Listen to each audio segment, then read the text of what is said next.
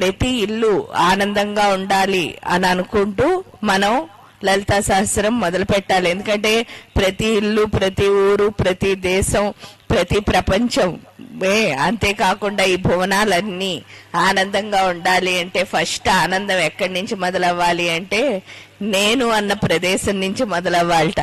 కాబట్టి నేను ఆనందంగా ఉండి నా ప్రపంచం మొత్తాన్ని ఆనందంగా ఉండేటట్టు చేసుకోవాలి అని చెప్పేసి ఆ లలితమ్మనే అడుగుతూ మనం లలితా సహస్రనామాలు మొదలు పెడదామమ్మా.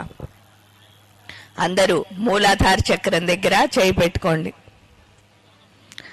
మూలాధారం నుంచి ఒక కాంతి మన పాదాల నుంచి ఒక కాంతి మూలాధారం వరకు వస్తున్నట్టు చూడండి. ఆ కాంతి ఎంత బాగా వస్తే మన లోపలున్న భవరోగములు అంత బాగా తగ్గి